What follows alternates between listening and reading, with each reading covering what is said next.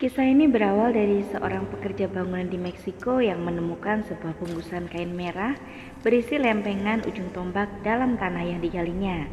Keadaan berubah ketika ia memegang benda itu, tubuhnya seperti dikendalikan satu kekuatan lain. Bahkan ketika ia berjalan dan tiba-tiba sebuah mobil menabraknya, ia tidak tewas.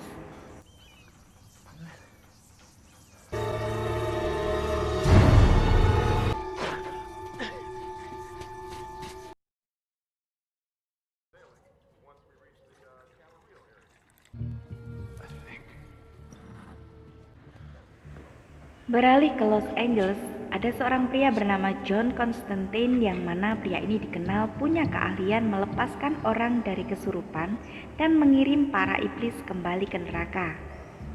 Ketika itu John tengah dimintai pertolongan oleh seorang pastor karena ada salah seorang gadis yang kerasukan. Keluarganya sudah mengikat gadis malang itu di ranjangnya ketika John datang untuk melakukan pengusiran setan. Tapi tampaknya iblis ini terlalu kuat hingga John harus menggunakan sebuah cermin besar untuk memerangkap dan menghancurkan si iblis. At least 3 feet high.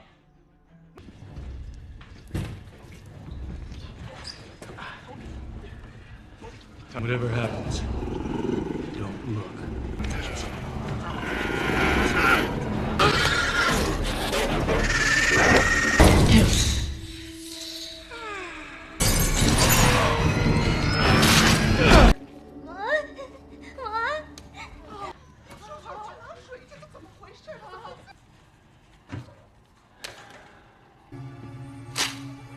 John Constantine, dia adalah pria yang hidup sendiri dalam sebuah kamar sederhana.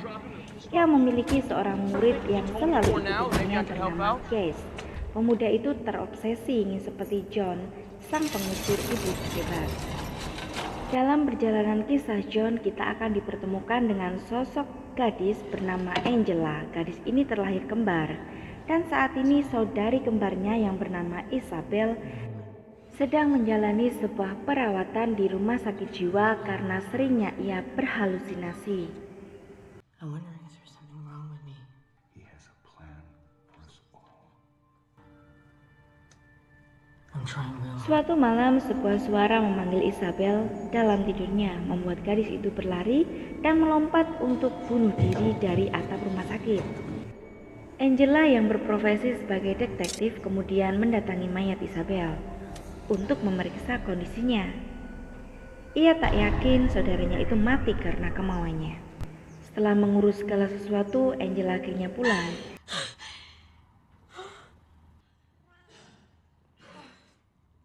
Detective? Give us the room, please.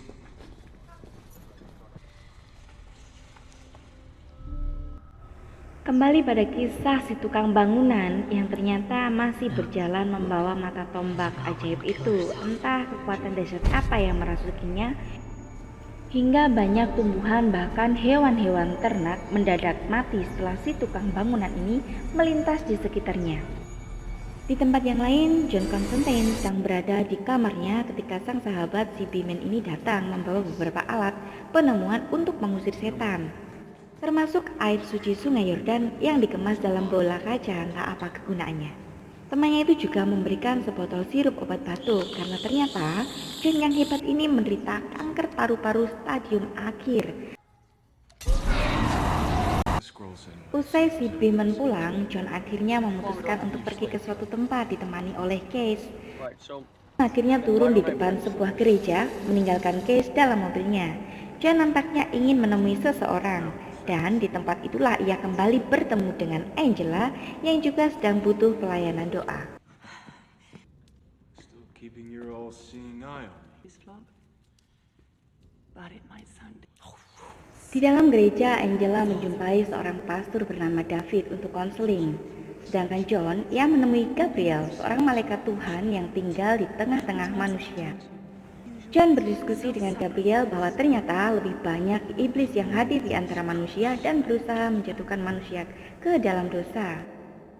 John berkata pada Gabriel bahwa ia berniat untuk membunuh lebih banyak iblis sebagai bentuk penebusan atas dosa masa lalunya.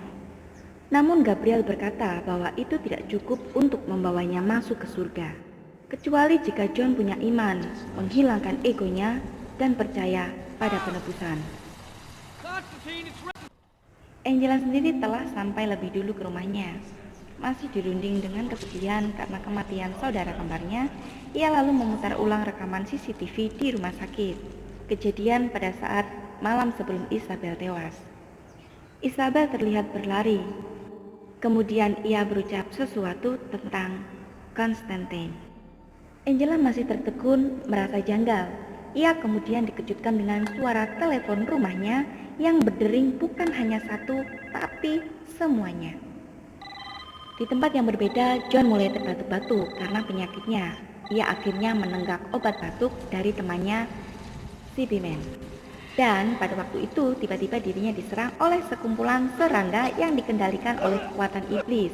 Para iblis itu sedang memperingatkannya untuk tidak ikut campur urusan mereka. John kemudian pergi dari tempat itu untuk menemui temannya yang lain yang dikenal dengan nama Midnight. Dia adalah mantan seorang dukun dan juga teleporter yang bisa memindahkan jiwamu ke dimensi lain. Midnight sendiri tinggal di sebuah bar yang dipenuhi oleh makhluk-makhluk campuran. Kebanyakan dari mereka adalah peranakan iblis yang tinggal di tengah-tengah manusia. Kehadiran John menemuinya karena John ini meminta pertolongan Midnight untuk melawan para iblis. Di tempat ini juga John bertemu dengan Balthazar, seorang peranakan iblis yang terobsesi untuk memakan daging John Constantine saat ia nanti mati. Para iblis percaya bahwa John Constantine akan menjadi santapan terlezat mereka di neraka karena dosa-dosanya.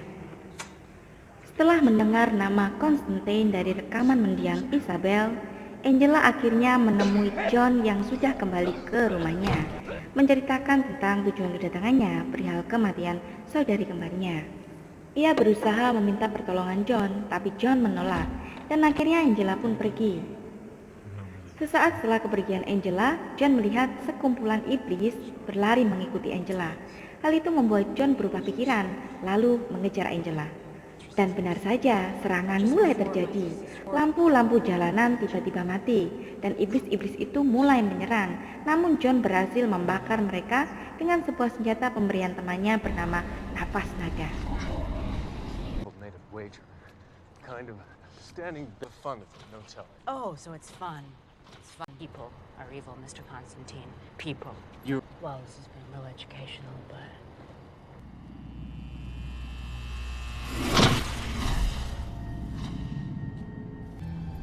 Unlikely. Wait.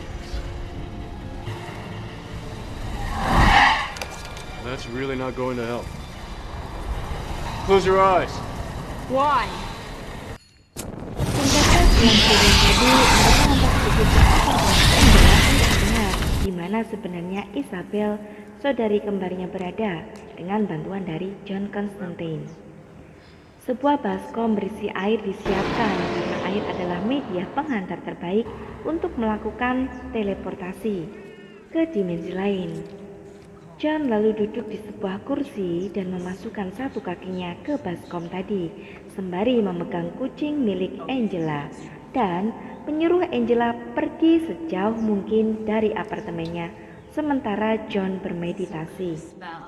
Tak butuh banyak waktu, dalam sepersekian detik John sudah pindah di dimensi lain, lebih tepatnya dia ada di dalam neraka. Berbekal air suci sungai Yordan, ia mencari keberadaan Isabel dan melihat wanita itu di sana, sementara para anjing neraka mengawasinya.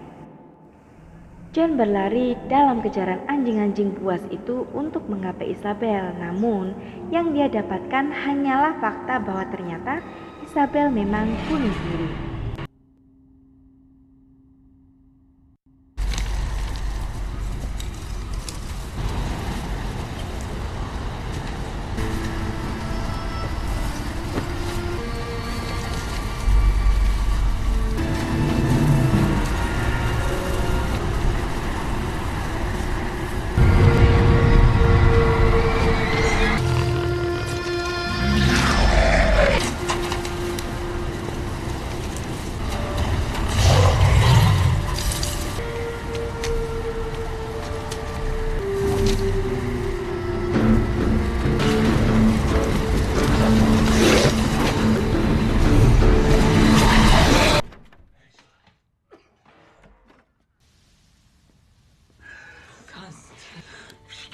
Kematian Isabel memang masih menyisakan banyak misteri. Bahkan seorang pastor teman John harus kehilangan nyawanya ketika ia berusaha mengungkap kasus ini.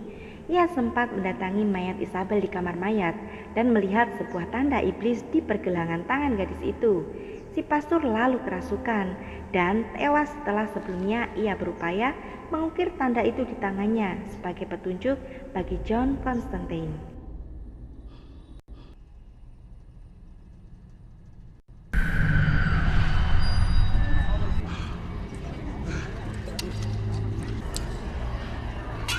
Relax, man.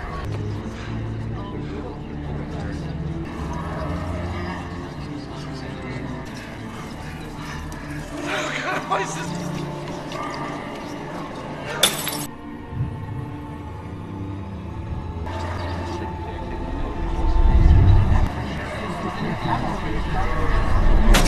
John yang saat itu tengah menikmati makan malamnya dengan Angela menceritakan tentang masa kecilnya, bagaimana ia mendapat anugerah yang ia sebut sebagai sebuah kutukan hingga menjadi seperti sekarang ini.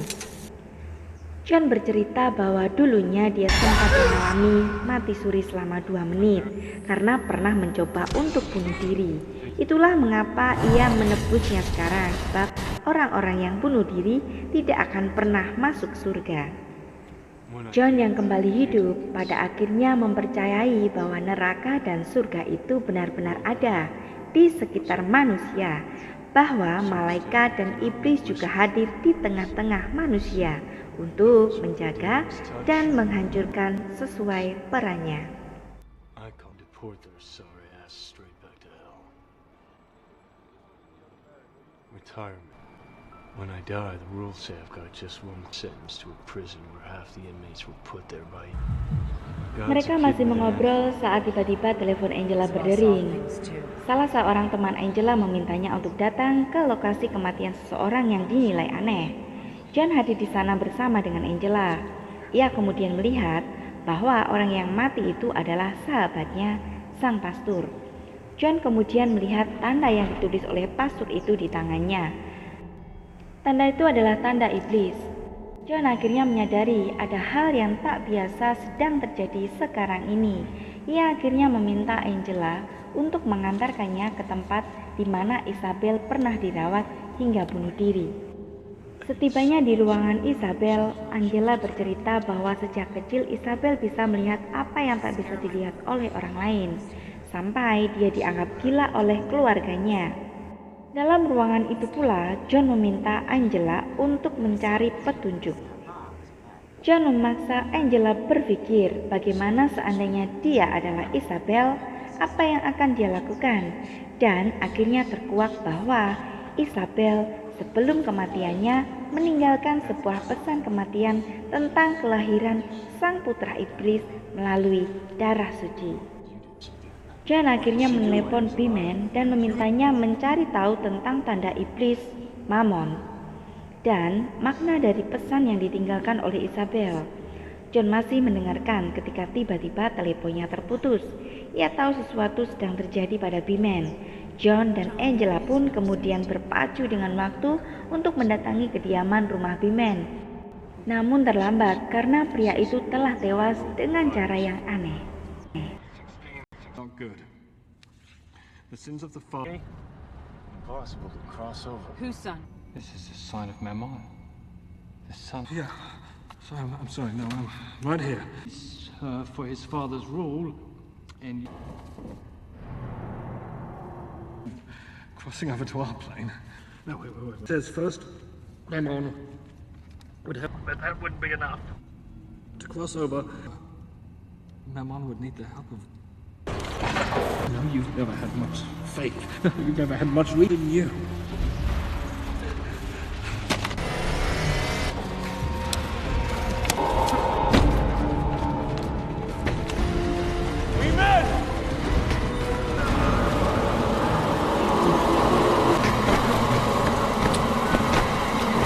John dan Angela mereka menghadapi masalah dari sumber yang sama. Pada akhirnya, mau tak mau mereka pun harus bekerja sama untuk menyelesaikannya. Mereka kemudian mengadakan sebuah ritual. Kali ini Angela yang akan melakukannya untuk merasakan ketakutan Isabel dan apa yang dilihat Isabel menjelang kematiannya. John lantas meminta Angela menenggelamkan dirinya di dalam bed up, sementara ia berjaga dan menekan tubuhnya. Angela mulai panik, ia meronta dan berpikir bahwa John hendak membunuhnya serta menenggelamkannya. Tapi ternyata Angela salah. Ketika ia mulai kehilangan kesadarannya, saat itulah semua begitu jelas. Ia melihat Isabel di neraka. Ia bahkan tahu jika sebelum Beeman tewas, seseorang mendatanginya. Dia adalah si iblis Balthazar. Mendengar fakta mengejutkan dari penglihatan Angela, John pun sudah tak bisa lagi membiarkan iblis peranakan itu membahayakan perang orang di sekitarnya. Akhirnya ia memutuskan akan menuntaskan Balthazar dan mengirimnya kembali ke neraka. Ia lalu mengambil apa saja yang bisa dia bawa dari rumah Beeman dan mulai mencari tempat iblis itu bersembunyi.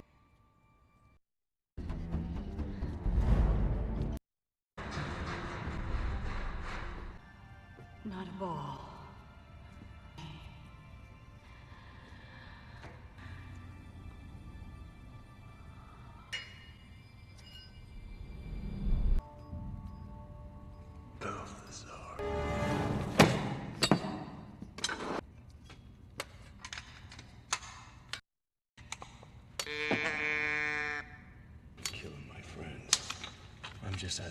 Sesampainya di kediaman Balthazar, John meminta Angela menunggu di dalam mobil. Ia memberikan jimat pelindung pada Angela agar wanita itu aman di sana.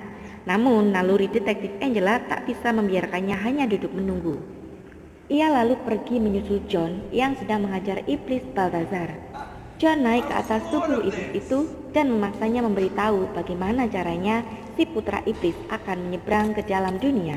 Balthazar menjawab bahwa wanita yang bersama John, yakni Angela, adalah media si putra iblis akan lahir ke dunia dengan sebuah mata tombak yang ternoda oleh darah suci penebusan. John akhirnya membunuh iblis Balthazar menjadi berkeping-keping, kemudian meninggalkannya. Ketika Angela dan John akan keluar dari tempat itu, tiba-tiba Angela ditarik oleh satu kekuatan tak kasat mata menembus dinding-dinding beton hingga akhirnya menghilang terhempas dari hadapan John.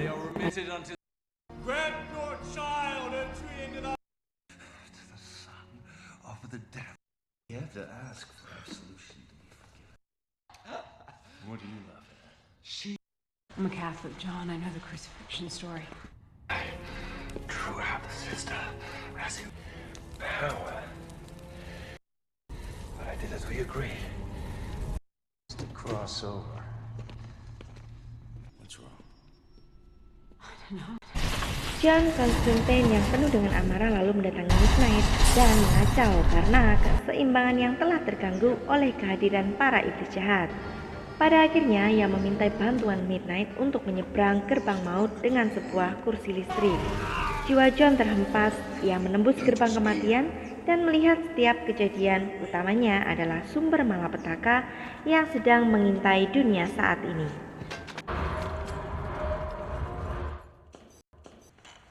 Like riding a bike. This isn't about the girl. A little flavor?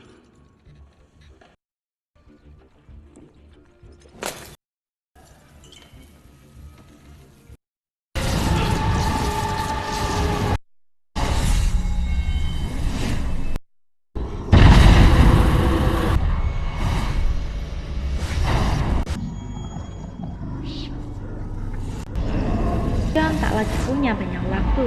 Ia kemudian meminta bantuan Ken, muridnya, untuk membuat peluru yang bisa menembus kulit dan membunuh para iblis. Peluru yang terbuat dari logam dan air suci. Midnight mendoakan John dan Kay sebelum mereka pergi.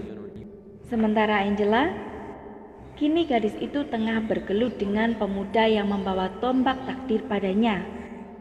Pria itu berusaha menenggelamkannya.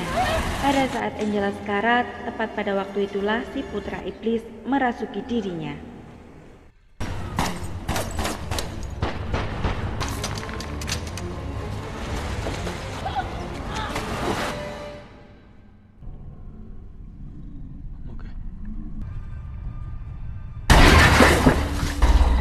John dan Case tiba di rumah sakit tepat pada saat para iblis tengah berpesta menanti-nantikan kelahiran sang putra iblis yang ingin menguasai dunia. Tak membuang banyak waktu, John dan Case pun berbagi tugas. Case diminta John untuk memasukkan salib suci ke dalam tangki air, sementara John sendiri nekat masuk ke dalam kerumunan para iblis di salah satu ruangan. Tanpa pidato yang panjang lebar, John lalu memantik sensor pemadam kebakaran dengan korek apinya, dan jadilah air bercampur salib suci itu menghujani mereka para iblis. John menembaki mereka satu persatu hingga tak ada lagi yang tersisa. Tinggal satu iblis saat John kehabisan pelurunya. Case muncul tepat waktu dan menembaknya seketika. Di ruangan yang lain, tubuh Angela sudah mengambang di atas air. Iblis telah merasukinya. John bertarung berusaha menarik Angela keluar dari air. Ia dan Case lalu melakukan ritual pelepasan. Berpikir bahwa semuanya telah aman, tapi itu salah.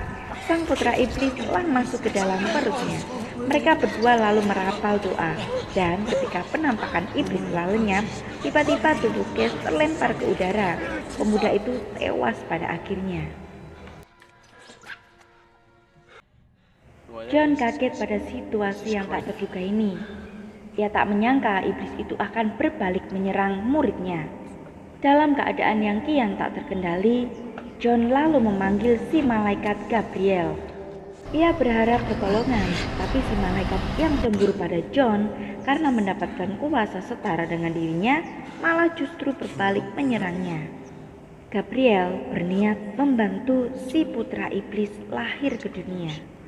John Constantine tetaplah manusia biasa. Kekuatannya tak sebanding untuk melawan malaikat tertinggi seperti Gabriel. Gabriel lalu melempar John yang tak berdaya, kemudian ia mendekati Angela.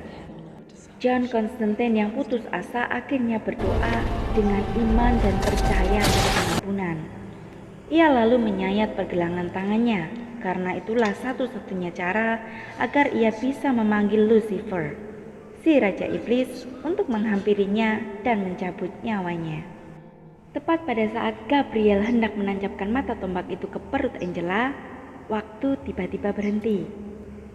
Sang Raja Iblis akhirnya datang menjemput nyawa John yang dinanti-nantikannya 20 tahun yang lalu. Sebelum Lucifer benar-benar membawanya, John meminta sebuah permintaan terakhir. Mereka bernegosiasi. Yang pertama, John meminta agar jiwa Isabel dikembalikan ke surga. Yang kedua adalah John meminta agar Lucifer membawa pulang kembali putranya yang akan lahir ke neraka. Sebuah permintaan yang mudah untuk mendapatkan jiwa John. Lucifer pun mengabulkannya. Ia menyelamatkan Angela dari tikaman tombak takdir dan menghempaskan tubuh si putra iblis ke neraka. Very fitting, John. Cut you deep, you cut the tendons. See? So it's a family. Family's... Kid of yours is a chip off the old block. Well, one day... With Gabriel, they have the spear of destiny.